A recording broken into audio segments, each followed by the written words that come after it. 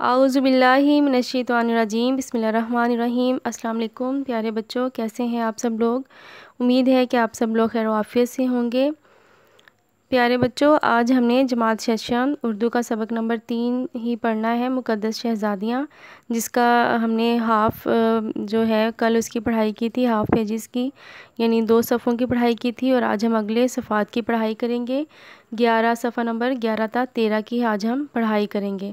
تو آپ سب لوگ بھی اپنی کتابیں کھولیں اور میرے ساتھ آپ نے اس کی پڑھائی کرنی ہے، ٹھیک ہے؟ آج ہم نے حضرت کلثوم رضی اللہ تعالیٰ عنہ کے بارے میں پڑھنا ہے۔ حضرت کلثوم رضی اللہ تعالیٰ عنہ اب نبی کریم صلی اللہ علیہ وآلہ وسلم کی تیسری صاحبزادی تھیں۔ آپ سیدہ رقیہ رضی اللہ تعالیٰ عنہ سے 5 سال اور حضرت زینب رضی اللہ تعالیٰ عنہ سے 8 سال چھوٹی تھیں۔ آپ میں اپنے والدین کے تمام اوصاف موجود تھے، یعنی اپنے والدین والی تمام خوبیاں موجود تھیں۔ آپ رضی اللہ تعالیٰ عنہ نہایت خوش بیان، نیک اور پاکیزہ طبیعت کی مالک تھیں۔ فہم و فراست، شرم و حیا اور سلیقہ شاعری کا پیکر تھیں۔ جب حضور انور صلی اللہ علیہ وآلہ وسلم نے اللہ کے حکم سے اعلان نبوت فرمایا، آپ رضی اللہ تعالیٰ عنہ کی عمر اس وقت صرف 2 برس تھی، یعنی آپ صرف اس وقت 2 سال کی تھیں۔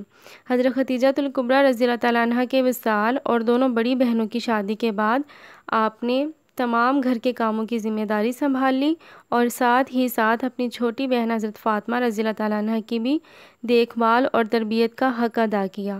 حضرت رقیہ رضی اللہ تعالیٰ عنہ کی وفات کے بعد نبی کرم صلی اللہ علیہ وآلہ وسلم نے اپنی دوسری بیٹی حضرت کلثوم رضی اللہ تعالیٰ عنہ کا نکاح حضرت عثمان رضی اللہ تعالیٰ عنہ سے فرما دیا۔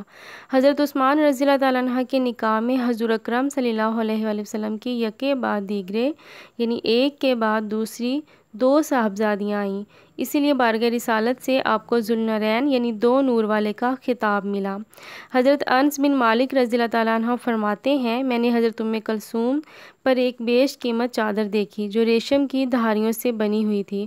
حضرت کلثوم رضی اللہ تعالیٰ عنہ کا لباس عمدہ ہوتا تھا۔ حضرت کلثوم رضی اللہ تعالیٰ عنہ نے 9 ہجری ماہ شعبان میں رحلت فرمائی۔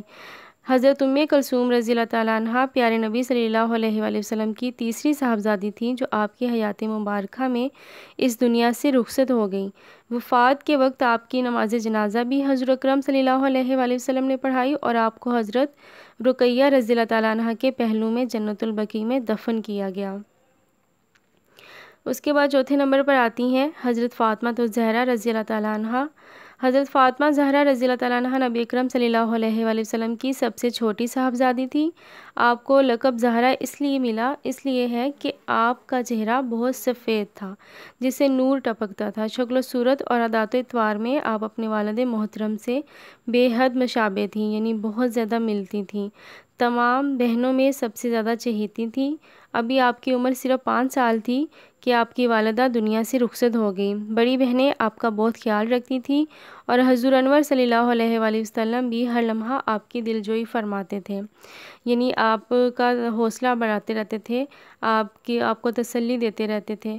آپ صلی اللہ علیہ وسلم نے فرمایا، فاطمہ رضی اللہ تعالیٰ عنہ میرے جگر کا ٹکڑا ہے، اس کی خوشی میری خوشی اور اس کی ناراضی میری ناراضگی ہے۔ جب مکے کے کافر حضور اکرم صلی اللہ علیہ وآلہ وسلم پر ظلم ڈھاتے تو انہیں دیکھ کر آپ بہت روتیں، پیارے نبی صلی اللہ علیہ وآلہ وسلم کے طلبوں سے کانٹے چنتیں اور چہرہ انوار سے گرد صاف کرتیں، یعنی دھول مٹی آپ کے چہرے سے صاف کرتیں۔ جب حضرت فاطمہ رضی اللہ تعالیٰ عنہ بڑی ہوئیں تو نبی اکرم صلی اللہ علیہ وآلہ وسلم نے آپ کا نکاح اپنے چچا زاد بھائی حضرت علی رضی اللہ تعالیٰ عنہ سے فرما دیا، اور ارشاد فرمایا، اے فاطمہ رضی اللہ تعالیٰ عنہ، میں نے تمہاری شادی اپنے خاندان میں بہترین شخص سے کی ہے۔ حضرت فاطمہ رضی اللہ تعالیٰ عنہ اپنے گھر کا سارا کام اپنے ہاتھوں سے کرتیں، اس کے باوجود آپ کثرت سے عبادت بھی کرتی تھیں۔ آپ نے اپنے بچوں حضرت حسن رضی اللہ تعالیٰ عنہ اور حضرت حسین رضی اللہ تعالیٰ عنہ اور حضرت زینب رضی اللہ تعالیٰ عنہ کی بھی مثالی تربیت کی۔ آپ بڑی سادہ زندگی بسر کرتی تھیں، دین کی باتوں کی سمجھ بوجھ میں ماہر تھیں۔ آپ رضی اللہ تعالیٰ عنہ علم حدیث کی بہت بڑی عالمہ تھیں۔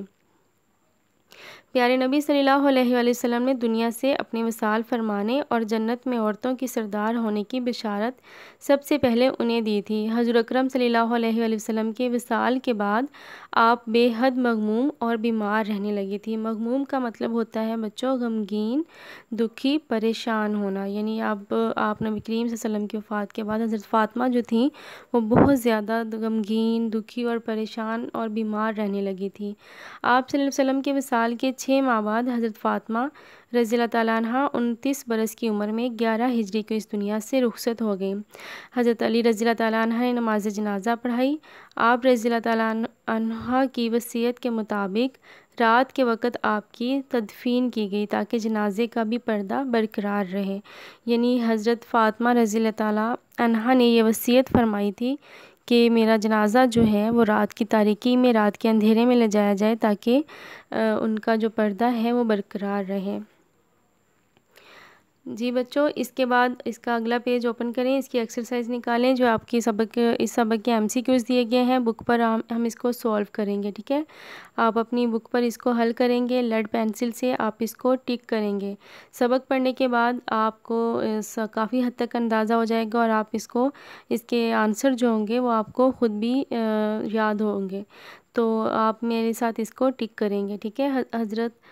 حضور اکرم صلی اللہ علیہ وآلہ وسلم کی سب سے بڑی صاحبزادی کا نام کیا ہے؟ حضرت ام کلثوم، حضرت فاطمہ یا پھر حضرت زینب رضی اللہ تعالیٰ عنہ۔ تو آپ نبی کریم صلی اللہ علیہ وسلم کی سب سے بڑی صاحبزادی کا نام ہے حضرت زینب رضی اللہ تعالیٰ عنہ۔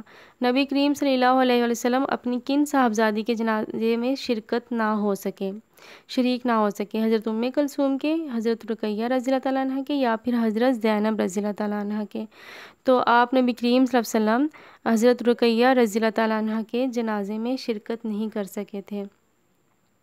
اس کے بعد ذوالنورین، نبی اکرم صلی اللہ علیہ وسلم نے اپنے کس داماد کو کہا؟ حضرت ابو العاص کو، حضرت عثمان غنی کو یا پھر حضرت علی کو؟ تو حضرت عثمان غنی کو آپ نبی کریم صلی اللہ علیہ وسلم نے یہ لقب دیا تھا ذوالنورین کا، یعنی 2 نور والے۔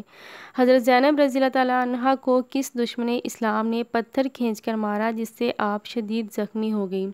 عتبہ نے، ابو لہب نے، حبار نے یا پھر حبار نے؟ تو وہ حبار نامی کافر تھا جس نے حضرت زینب رضی اللہ تعالیٰ عنہ کو پتھر کھینچ کر مارا تھا جس سے آپ شدید زخمی ہو گئی تھی۔ نبی انور صلی اللہ علیہ وآلہ وسلم کی سب سے لاڈلی اور چہیتی صاحبزادی کا نام کیا ہے؟ حضرت فاطمہ زہرا رضی اللہ تعالیٰ عنہ یا پھر حضرت رقیہ یا پھر حضرت ام کلثوم؟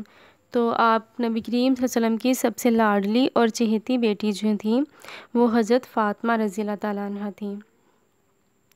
اس کے بعد ہے انتقال کے وقت حضرت رقیہ رضی اللہ تعالیٰ عنہ کی عمر کتنے برس تھی؟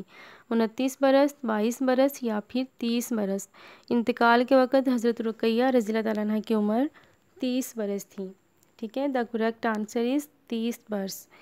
قریش کی عورتیں کن 2 میاں بیوی کے حسن سلوک کی مثالیں دیا کرتی تھیں؟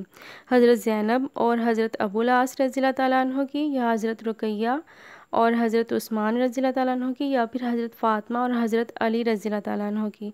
تو بچوں سبق میں جیسا کہ آپ نے پڑھا ہے کہ قریش کی عورتیں جو ہیں وہ حضرت عثمان اور حضرت رقیہ رضی اللہ تعالیٰ عنہ کے آپس میں حسن سلوک کی مثالیں دیا کرتی تھیں۔ تو اس کا صحیح جواب جو ہے وہ حضرت رقیہ رضی اللہ تعالیٰ عنہ اور حضرت عثمان رضی اللہ تعالیٰ عنہ ہیں۔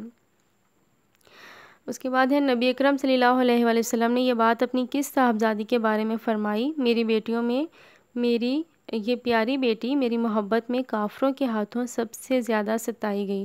حضرت فاطمہ زہرا رضی اللہ تعالیٰ عنہ، حضرت ام کلثوم یا پھر حضرت زینب رضی اللہ تعالیٰ عنہ؟ تو حضرت زینب جو تھیں وہ آپ نبی کریم صلی اللہ علیہ وسلم کی محبت میں کافروں کے ہاتھوں سب سے زیادہ ستائی گئی تھی۔ شکل و صورت اور عادات و اطوار میں نبی اکرم صلی اللہ علیہ وسلم کی کون سی صاحبزادی اپنے والد محترم سے بے حد مشابہ تھی، یعنی ان سے سب سے زیادہ ملتی جلتی تھی؟ حضرت زینب رضی اللہ تعالیٰ عنہ، حضرت رقیہ رضی اللہ تعالیٰ عنہ یا پھر حضرت فاطمہ رضی اللہ تعالیٰ عنہ؟ تو وہ حضرت فاطمہ رضی اللہ تعالیٰ عنہ تھی جو نبی اکرم صلی اللہ علیہ وسلم سے بہت زیادہ ملتی تھیں۔